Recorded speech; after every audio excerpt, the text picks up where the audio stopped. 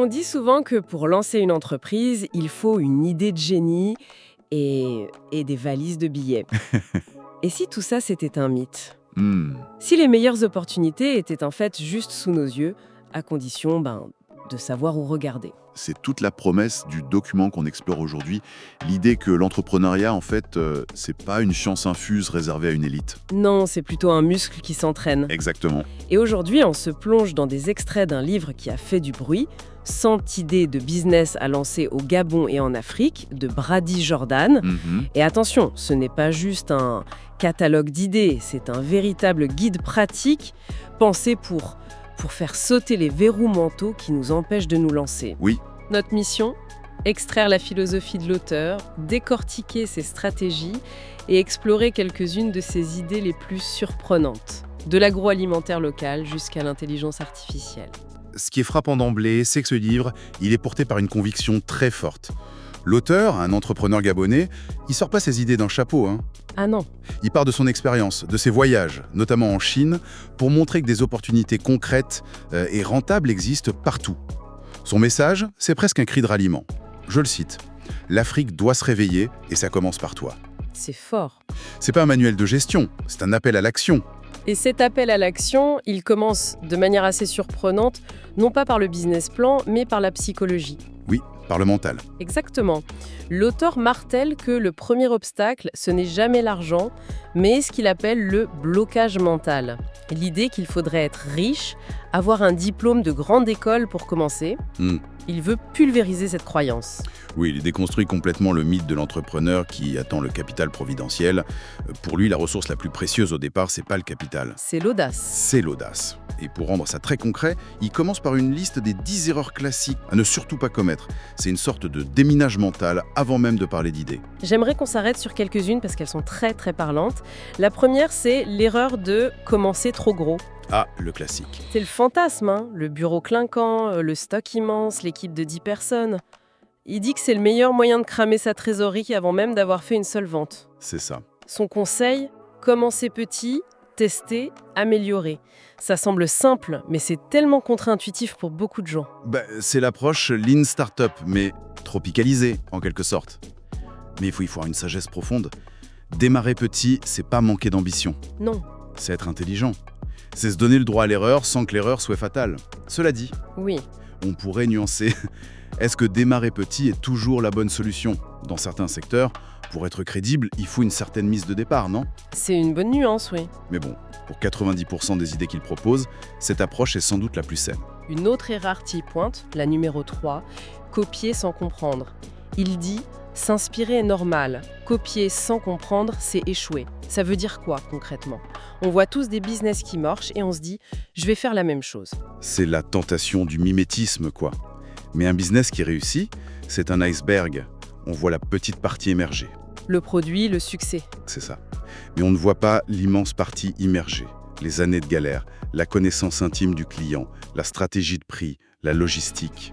Copier sans comprendre, c'est reproduire la couleur de la coque du Titanic en ignorant l'existence des icebergs. J'aime bien l'image. Il insiste sur le fait qu'il faut adapter, comprendre le pourquoi derrière le succès, pas juste le quoi. Et la dernière erreur qui m'a vraiment fait réfléchir, la 9e, c'est peut-être la plus provocatrice, penser que l'argent est le principal problème. Ah oui, celle-là, elle fait réagir. Carrément. On entend partout « si seulement j'avais de l'argent, je pourrais ». Lui, il dit que c'est une fausse excuse. C'est son point le plus radical. Évidemment, il ne nie pas que l'argent est nécessaire, mais il inverse la causalité. C'est-à-dire ? Il ne dit pas « l'argent fait l'idée », il dit « l'idée bien exécutée fait l'argent ». Sa formule, c'est une claque. Ah oui. Le vrai problème, c'est pas le manque d'argent, c'est le manque d'idées claires ou de stratégie solide. Une idée précise, qui répond à un vrai problème, trouvera toujours plus facilement un petit financement, même auprès de la famille, qu'un projet flou qui demande une fortune. En fait, il force à se concentrer sur ce qu'on contrôle, la qualité de son idée. Voilà. Ce qui est fou, c'est que toutes ces erreurs, elles dessinent en creux une seule et même philosophie. L'action prime sur la perfection. C'est exactement ça. N'attends pas le moment parfait, le plan parfait. Commence. Exactement. Et ça inclut le droit à l'échec. Il en parle non pas comme d'une fatalité honteuse, Non. mais comme de la première étape vers la maîtrise. Dans des contextes où la pression sociale, la peur de perdre la face peuvent paralyser, Oui, c'est un frein énorme. c'est un message incroyablement libérateur. Il dit en substance « Lancez-vous, vous allez probablement vous tromper et c'est normal, c'est comme ça qu'on apprend. Cette idée de dédramatiser l'échec est fondamentale.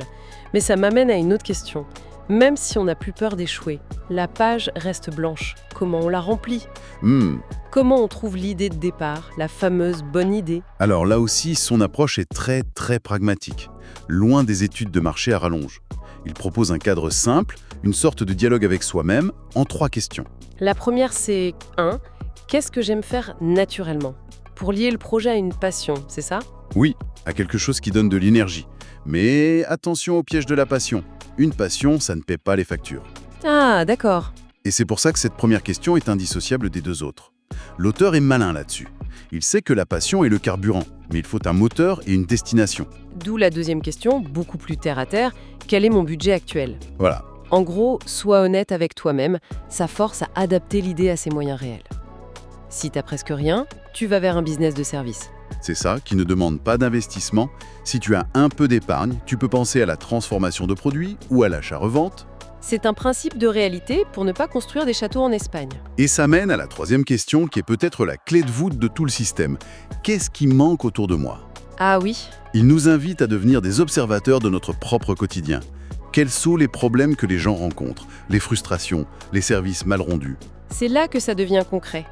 Les meilleures opportunités, c'est pas forcément des concepts révolutionnaires, Pas du tout. mais des réponses à des besoins locaux très simples.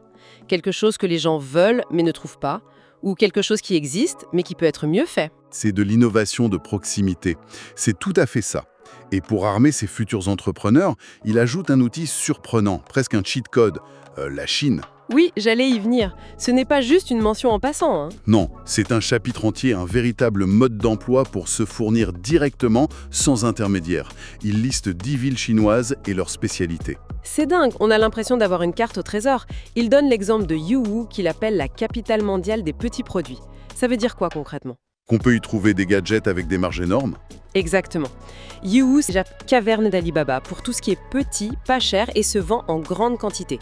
Bijoux fantaisie, accessoires de téléphone. Ah, d'accord. L'avantage, c'est qu'on peut commander de très petites quantités, donc c'est parfait pour quelqu'un qui démarre avec peu de moyens. Il parle de marge potentielle de 100 à 400% une fois les produits revendus en Afrique. C'est énorme. Et ce modèle se réplique. Si t'es dans la mode, tu vas à Guangzhou, le cœur du commerce africain. Si c'est l'électronique, direction Shenzhen. C'est une vision très pragmatique, mais est-ce qu'elle ne crée pas aussi une nouvelle forme de dépendance économique, même si elle est plus directe ? C'est une excellente question. Et elle est au cœur des débats sur les relations sino-africaines. La perspective de l'auteur, elle est purement celle de l'entrepreneur individuel. Il donne un levier pour être compétitif maintenant. Je vois. Il démystifie la chaîne d'approvisionnement mondiale. C'est un outil d'émancipation économique à court terme. La question de la dépendance à long terme, c'est un autre débat. Mais ce que le livre propose, c'est un premier pas pour entrer dans le jeu. Ok, alors passons aux idées elles-mêmes. Mettons un peu les mains dans le cambouis. On a sélectionné quelques exemples. On commence avec l'agroalimentaire, la transformation du manioc en farine locale. Une idée qui semble simple, mais qui est, oh là là, stratégique. Absolument. L'idée de base, le blé est massivement importé en Afrique, ça coûte une fortune. Pourtant, on a sur place du manioc, du maïs. À foison. Pourquoi ne pas les transformer en farine ? La valeur ajoutée est énorme, autonomie alimentaire, création de valeur locale, produits sans gluten. Et ce qui est intéressant, c'est qu'il ne s'arrête pas à l'idée technique. Il pense immédiatement au marketing. Oui, à l'histoire à raconter. Il suggère le hashtag Farine Made in Africa. Ce n'est plus juste un produit, c'est un acte militant, une fierté. Mais concrètement, est-ce que c'est si simple ? On se heurte à des décennies d'habitude. Le pain à la farine de blé, c'est une institution. Bien sûr que non, c'est pas simple. Et c'est là que l'entrepreneur doit être malin. Il ne va pas remplacer la baguette du jour au lendemain. D'accord. Mais il peut viser des niches. Les intolérants au gluten, les restaurants qui veulent du local, les consommateurs soucieux de leur santé. Il faut éduquer le marché, faire des dégustations. Le combat est culturel autant que commercial. C'est un travail de longue haleine. Restons dans le local, mais changeons de secteur. Énergie et environnement. L'idée, c'est de produire du charbon écologique à partir de déchets agricoles. Ah, celle-ci est brillante parce qu'elle résout plusieurs problèmes en même temps. C'est ça. D'un côté, on réduit la déforestation massive. De l'autre, on valorise des déchets qui, sinon, pourriraient. Et le produit final est un charbon qui brûle plus longtemps, sans fumée toxique. Et là encore, l'idée marketing est géniale. Il propose des petites vidéos du déchet à la braise avec un slogan choc comme « Zéro arbre coupé ». L'histoire est extrêmement puissante. Mais, comme pour la farine, le diable est dans les détails. C'est-à-dire, La logistique, c'est un cauchemar potentiel. Comment on collecte ces déchets à grande échelle? Il faut mettre en place un réseau, transporter. Le coût de la machine pour compacter, ce n'est pas négligeable non plus. ok, donc un business avec un impact énorme, mais qui demande une organisation sans faille. Exactement. On voit bien ce fil rouge de la transformation locale, hein. L'idée, c'est toujours de capter la valeur sur place. C'est un changement de paradigme fondamental. On passe d'une économie d'extraction à une économie de création. Et ce qui est fascinant, c'est qu'il applique cette logique à tous les domaines, y compris les plus modernes. Et c'est là que ça devient vraiment intéressant. On fait un bond de l'agriculture à la tech de pointe. Une des idées du livre, hein, lancer une agence de création de contenu assistée par l'IA. Le concept, être la première agence au Gabon à produire visuels, textes et même vidéos entièrement avec l'intelligence artificielle. Ça paraît presque trop beau pour être vrai. C'est une proposition de valeur extrêmement agressive pour le marché. Il avance des chiffres qui te donnent le vertige, hein. Produire du contenu 5 fois plus vite et 10 fois moins cher qu'une agence classique. Attendez, 10 fois moins cher, est-ce que c'est réaliste? Ou c'est un argument marketing un peu... C'est la question à 1 million. 10 fois moins cher est probablement un chiffre choc, mais la réduction des coûts, elle, est bien réelle. Et elle est drastique. Ah oui. Plus besoin d'une grande équipe de graphistes, de rédacteurs, un bon pilote d'IA peut faire le travail de plusieurs personnes. Et la qualité, elle progresse à une vitesse fulgurante. Et c'est suffisant pour les entreprises locales? Pour 80% de leurs besoins, posts pour les réseaux sociaux, visuels, textes de blog, elle est largement suffisante, voire bluffante. Ce qui est fou, c'est que ça me demande quasiment aucun investissement de départ, à part des abonnements à ces outils. Et c'est là qu'on roule le potentiel de ce qu'on appelle le leapfrogging, le saut technologique. On n'a pas besoin de recréer l'infrastructure lourde des agences traditionnelles. On saute cette étape. On saute cette étape et on adopte directement les outils les plus récents, les plus légers. C'est une agilité incroyable. Alors, quand on prend un peu de recul sur tout ça, qu'est-ce que ça nous dit, point toc? Ce voyage, ça dresse le portrait d'un entrepreneuriat africain qui est optimiste, pragmatique et terriblement moderne. Oui, Le message de fond, c'est arrêtez d'attendre des solutions miracles venues d'ailleurs. Créez-les vous-même, ici, maintenant. si on devait distiller l'essence de cette philosophie, je retiendrais 3 points. Le premier, c'est vraiment cette idée de l'action avant la perfection. C'est le contre-pied de la paralysie par l'analyse. Exactement. Le mantra, c'est « lance-toi, teste, apprends ». L'échec n'est pas un drame, c'est juste de la data. Commence petit, mais commence. D'accord. Le deuxième point, Le deuxième, c'est que la richesse est locale. La plus grande mine d'or, selon ce guide, elle est sous nos pieds. Ce sont les fruits qui pourrissent, les déchets agricoles, la culture, il faut d'abord regarder ce qu'on a. avant de vouloir ce qu'on n'a pas. Tout à fait. Et le troisième point, c'est ce que vous avez appelé le leapfrogging. On pourrait appeler ça l'intelligence stratégique.